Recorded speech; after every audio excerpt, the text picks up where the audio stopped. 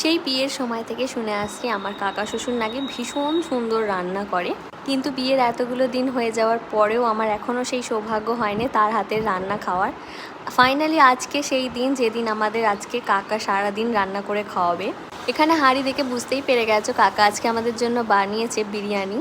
আর আজকে আমরা সবাই মিলে চলে এসেছিলাম কাকাদের বাড়িতেই। দশরের পর এসেছিলো আমার ননদও, তো সবাই মিলে চুটিয়ে আনন্দ করে হয়েছিল বিরিয়ানি ফিস্ট আমাদের এক টাইপের। তো সবাই মিলে অনেক আনন্দ করে আমরা আয়োজন করছিলাম। এখানে দেখো আমরা স্যালাড রেডি করেছি, রায়তা রেডি করেছি, আর এখানে রাহুলও চলে এসেছে।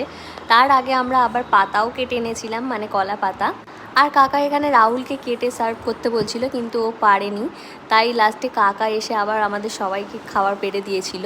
আর এখানে আমরা সবাই একসাথে বাচ্চাগুলো খেতে বসে গিয়েছিলাম। আর বাপি মায়ের জন্য এখানে টিফিনে ভর্তি করে দেওয়া হয়েছিল, যেটা রাহুল খেয়ে দিয়ে ও নিয়ে চলে যাবে। মায়ের আজকে প্রচণ্ড কাজ ছিল, তাই মা আর আসতে পারেনি। আর এখানে দেখো কাকা আমাদেরকে কোল্ড ড্রিঙ্কস দিচ্ছিল, আর যার মধ্যে দিয়েছিল বিট নুন, তার জন্য এটা খুব ফেনা হয়ে এগিয়ে আসছিলো। এটা একটা ভীষণ রকমের ভালো এক্সপিরিয়েন্স ছিল আমাদের।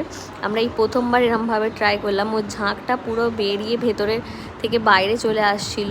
দেখো তোমরা এখানে মিমিকে দিয়েছে, এটা খুব তাড়াতাড়ি খেয়ে নিতে হচ্ছিলো, আর এর মধ্যে না ঝাঁঝটা একদমই কেটে যাচ্ছিলো। আমাদেরগুলো আমরা আর দেখাতে পারলাম না। আর এখানে লাস্টে আমাদের অয়নকে দেওয়া হয়েছিল গ্লাসে করে, কিন্তু ওটা কাঁচের গ্লাস ছিল না বলে। আর এখানে আমরা বিকেলবেলা চলে এসেছি বাড়ি।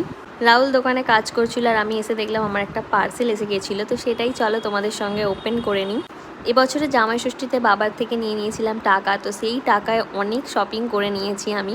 তো চলো সেখানেরই একটা পার্সেল এখানে ছিল। এটা ছিল একটা কাফতান কুর্তি। কাপড়ের মেটেরিয়ালটা অতটাও আমার পছন্দ হয়নি, কিন্তু যখন আমি এটা পরেছিলাম রাহুল বলল ভালো লাগছিল, তাই আমি এটা রেখে দিয়েছি।